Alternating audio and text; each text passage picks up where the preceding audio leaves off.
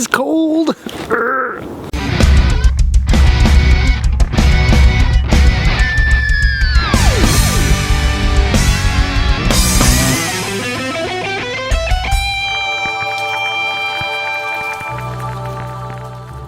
What's up, guys? Dan here, Coalcracker Bushcraft. So the cold weather definitely here in Pennsylvania and probably elsewhere in the Northeast and other parts. Unless you're like in Florida, then you're probably on the beach somewhere or something.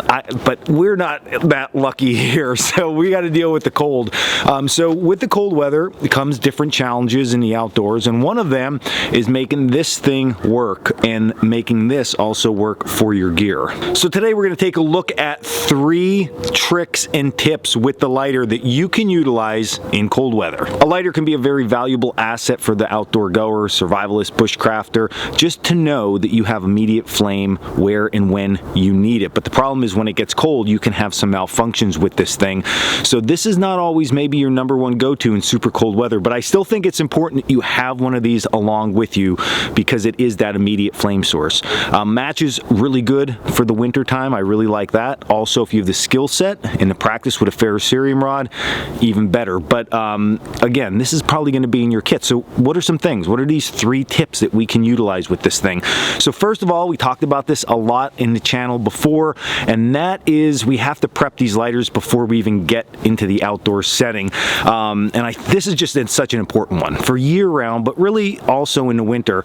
They all have this safety device right here. It looks like a silver little spring across the wheel that we roll when we are going to ignite the lighter. So that's just a child safety proof mechanism. Now the problem with that being in place is that if you drop your lighter in the snow, guess what gets underneath there? You're right, snow, right? Same in the summertime. If it's real wet out, water can get in there and it hampers the fact that you're not going to be able to throw such a good spark. So you want to take that off. Now you can use your knife. I don't recommend that because you don't want to damage the tip by accident or anything like that. Probably a multi-tool, or in my case I have an all along with me. You literally just get underneath that and you pull it off. It goes flying into the abyss. I don't think I've ever found one of them after I did that, but that removes that, and now you have an open clear shot to that wheel that strikes that little ferrocerium rod inside the lighter itself. So that's #1 step. That should be before you even leave the compound. You have that done to all your emergency lighters. You put them in your kit and you're good to go.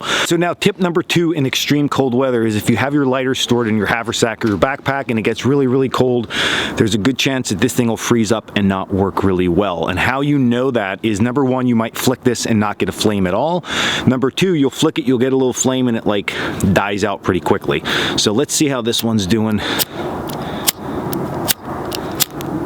Oh, and there's the flame. I think you can maybe see that, but it's just not strong. It's not what it should be like, and it's because the lighter's so cold.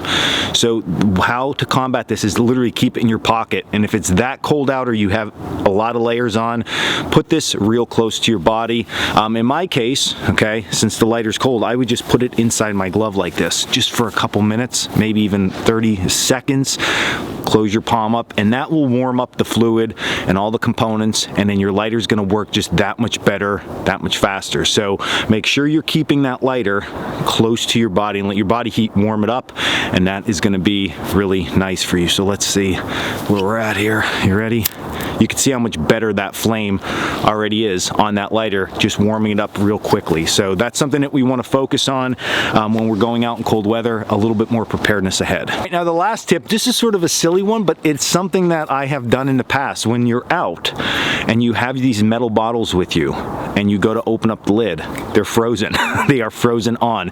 And the last thing you want to do if you're on some type of trip or weekend outing is turn this so much that you crack the lid. So we don't want that to happen. And putting this in the fire, although that will warm everything up and de-thaw that out, making a fire just to get in there and maybe drink some of the water, that might not be an option. And you also don't want to melt your lid. Okay, so what you do with your warm lighter that has the safety removed is just use your lighter literally to just warm this up a little bit. And what that's going to do then is that's going to warm up that ice around those threads, melt it, and it's going to allow us to open it up. So you just work it around if it's frozen like that, and then see how much easier this thing opens up. And you could see, let's see, can you see the ice inside of there? So there's some ice on them threads in there. So that's just, as long as we get some of that cracked open, we're good to go.